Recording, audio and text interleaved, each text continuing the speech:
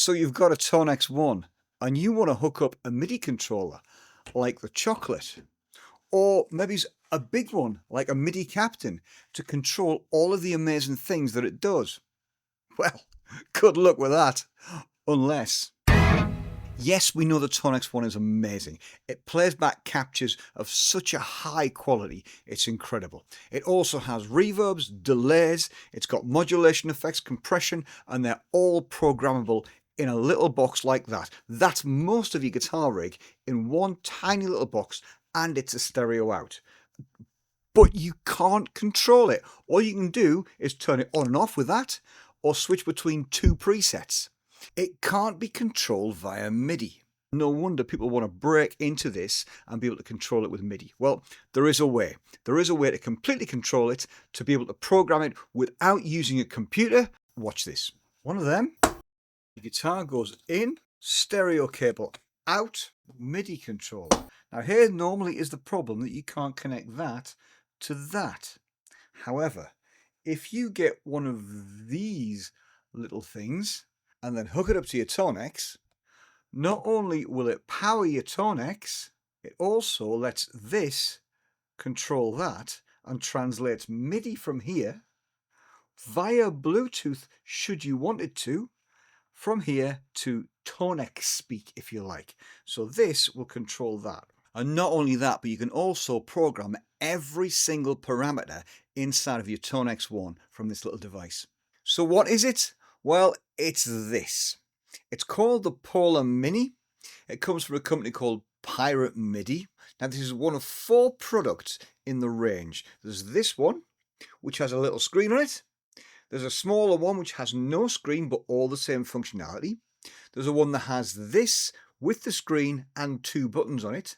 And then there's the big one which has a big touch screen, and anything you can do in the IK Multimedia software you can do on this. Now I'm going to show you how to set this up.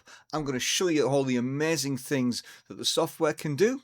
I'm going to show you working with a load of different MIDI controllers. However, in the meantime, there's this, which you can run on any device that can run a web browser. So a phone, a tablet, a desktop, a laptop, anything you like. And you can control every single parameter inside your Tonex with this.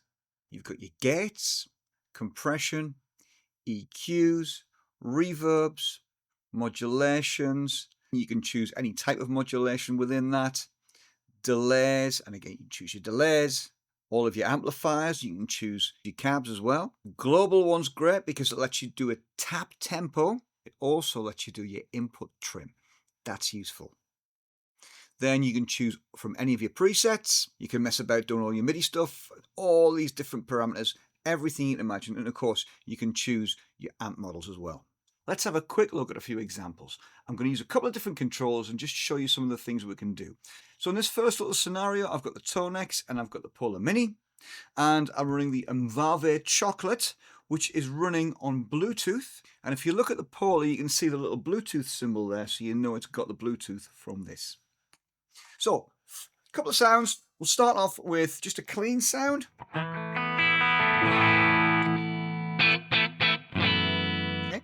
Then I can change to that one, and all I'm doing here is straight up MIDI changing. I've got banks of 4, so I've got a crunch sound.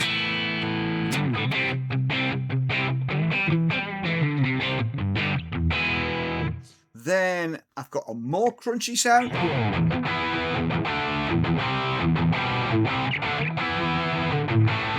Then I've got a louder lead sound.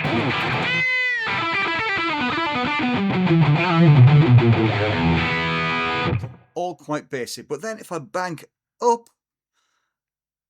I can go to there, and I've got an 80s clean with chorus on it. Listen.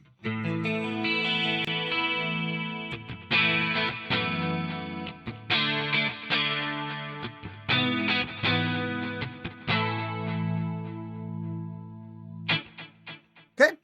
Oh, and a delay. Then I've got this one, which has got it's a pushed clean, but it's got a rotary on it. I love this one.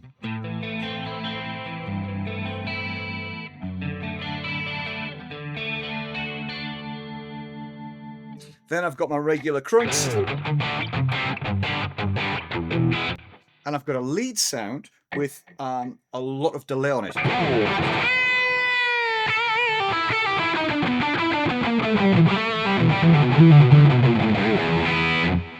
I'll set it up that way because you always need a crunch sound, you always need a lead sound.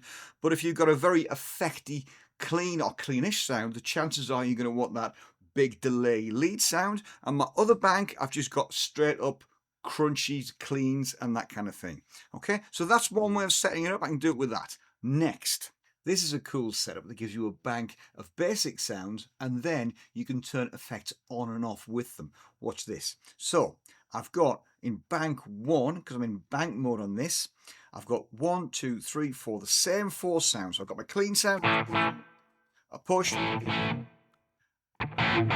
chunky, crunchy one, and my lead sound, yeah? Then if I go into bank 2, by double pressing these, then I've got effects that I can turn on and off. Did you see the little M go on there on the Polar? So now I've got a couple of different effects set up there. And if I want to turn them off, I've got that button there set to turn them back off again, and I can go back to where I was. But if, for instance, I'm on that sound there and I want that effect on it, I turn it on, go back to my patch, I've got my effects, leave that sound, come back to it, and with it being Tonex One, it's remembered what you've done. To get rid of that, all I do is go back to my bank 2 and then turn off my effects, back to bank 1, and I'm back to where I was. Cooler.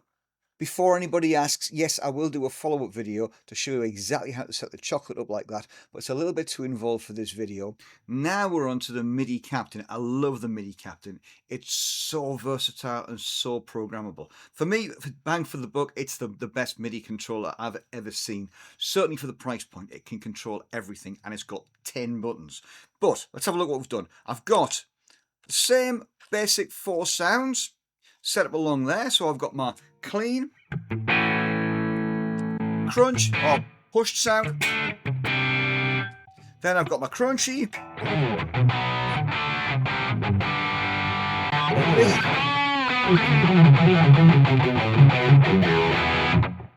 Then along here, I've got a couple of interesting things and here. So for instance, on this one, crunch, I've got a flanger, but it's momentary. And I'm using the flanger in Tonex, but it's only on when I hold that button down.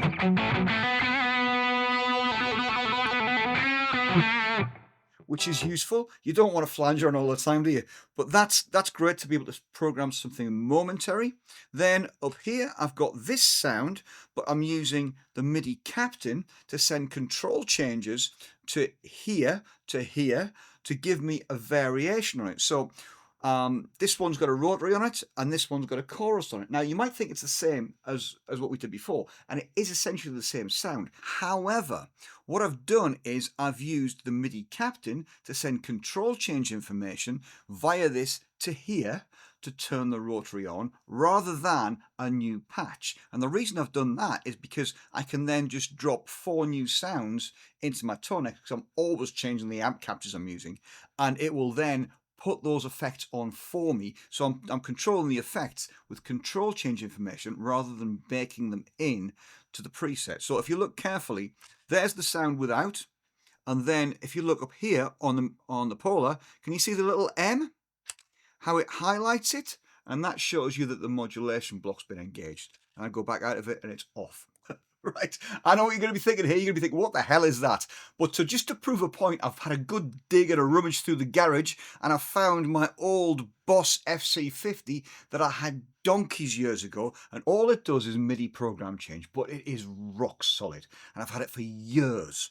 So anything you've got will control the Tonex. Look, there we go. 1, 2, 3, 4.